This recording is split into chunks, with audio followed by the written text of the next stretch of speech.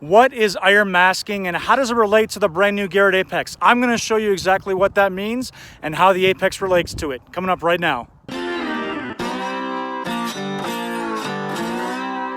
Good morning, all you YouTube detectorists. My name is Tony and this is 5280 Adventures. Today I'm out here in a huge field and I've got some concerns about the brand new Garrett Apex. My biggest concern is the iron masking capability. What does that tell the machine? What is the machine going to tell us? And what are we supposed to do about it? But before we get started, I want to tell you, if you're interested in metal detecting tutorials or metal detecting adventures, you're going to want to hit that subscribe button right now. Please make sure that you hit that bell for notifications, and that way you will never miss out on a video once it's released. Well, I just got my brand new Garrett Apex. I've been out in this field and I've been running it through a whole bunch of different tests. I'm trying to figure out exactly what the machine is reading, what the machine is telling me, and then deciphering exactly what am I supposed to be doing with that information. So one of my biggest concerns is iron masking. I hunt in a lot of older areas that have a lot of old iron in it, but I want to find those really good targets because that's exactly where all that stuff is still hiding at. So what I'm out here today doing is actually learning about what the Apex tells me about iron masking. Now, you're asking me what exactly is iron masking, so I want to tell you so we all are on the same page. Iron masking occurs when you have a good target that's going to give you a good number on the VDI readout, followed by a iron target that is either on top of it or directly next to it. What I have learned so far is this Apex is actually going to give me some different numbers, tell me a little bit of a different story, but with that information, it's also telling me that that's still a good target down there,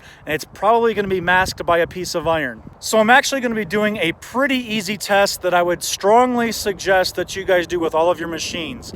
I'm just simply going to be putting down a coin, finding out what the reading is of that specific coin, locking that information into my brain, so when it does come up and tells me it's this specific number, I know exactly what that coin's going to be.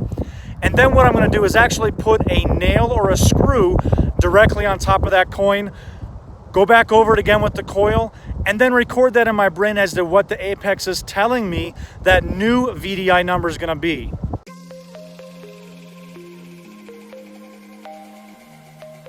All right, well, I came out to the beach volleyball area. We're going to do our test right on this piece of wood here. I have a large nail that's going to give me a specific number. And then what I'm going to do is actually place coins on here, and we're going to test each one. The first one I'm going to start out with is a clad quarter. I'm going to find out what the reading is for the Apex. If I do find a clad quarter, I'm going to find out what the reading is on the nail. Then I'm going to combine them and figure out what it's telling me from there. So I've got the Apex turned on, I've ground balanced it. I'm running it in Pro Zero mode today. My sensitivity is 2 from the top. My volume is going to be at 8. My iron volume will also be at 8, so you can be able to hear that. I'm going to run it in multi-frequency on channel 5. The channel doesn't matter, I don't have any EMI out here. So let's hear what the quarter sounds like, then let's hear what the nail sounds like.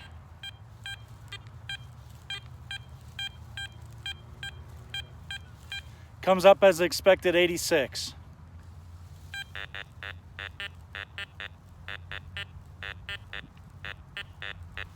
So that nail is going to be coming in between a 32 and 35. It's bouncing around, but you can definitely hear the low tone of it. It's very distinguishable. Sounds nothing like a coin. So now that we've listened to them individually, I'm going to set the nail directly on top of that quarter, and we're going to hear what does iron masking do with a quarter, a nail, and the Garrett Apex.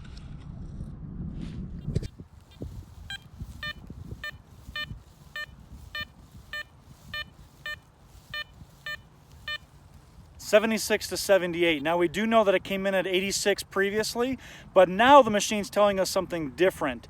But I'm also listening to the tone and hearing that that's still a good signal that I'm going to want to dig.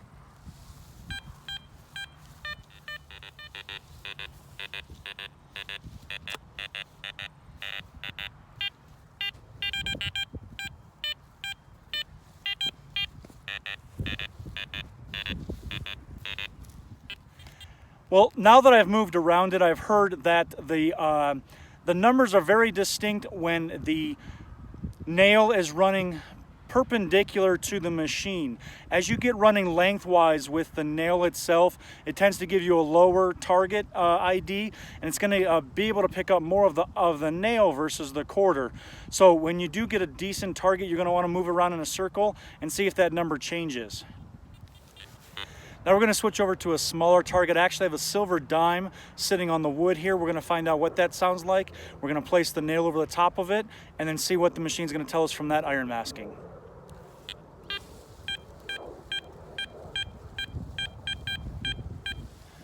Very, very distinct 83 on that silver dime.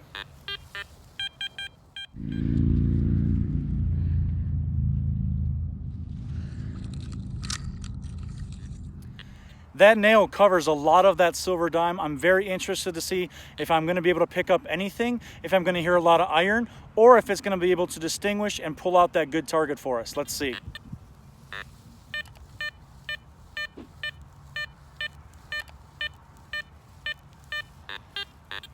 So it's now telling me between a 73 and a 76, that silver dime is still sitting there. I can hear that good tone.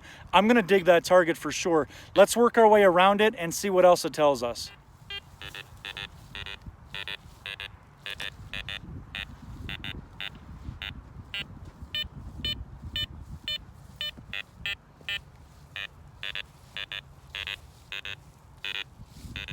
Well, same thing as the quarter. As you got moving around it, it definitely picked up more of the dime when you had that the nail perpendicular to your actual machine. It was able to swing over the top of it, pick up more of the dime. As you came around and then you swang parallel with that actual nail, it had some trouble picking that up. That's to be expected with every machine that I've ever used. Sometimes it does have some iron masking, and it's going to be able to hide those other good targets. That's why it's important to make sure that when you hunt an area, and you hunt it quite a bit, that you go in different directions, because you're going to hear different things at different times with different directions based on which direction you're actually swinging your machine at.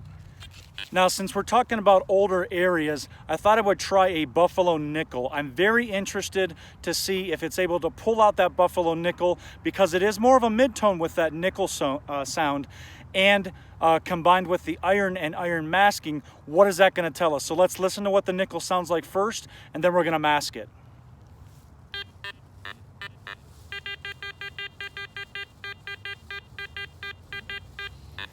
Very distinguishable 52. You can't miss on that one. Let's cover it up with the nail and see what it tells us.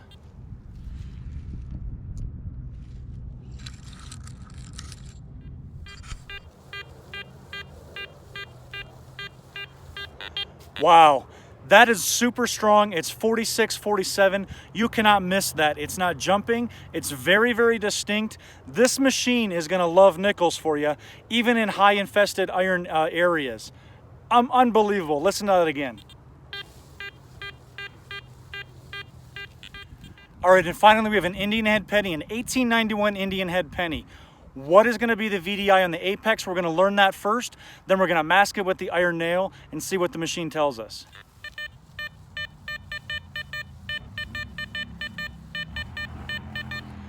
As expected on the Garrett machine, it comes in at 73. It's a little bit lower than those clad pennies, but it's still definitely telling us it's a very good target. I'm going to mask it now with the nail, see what it does.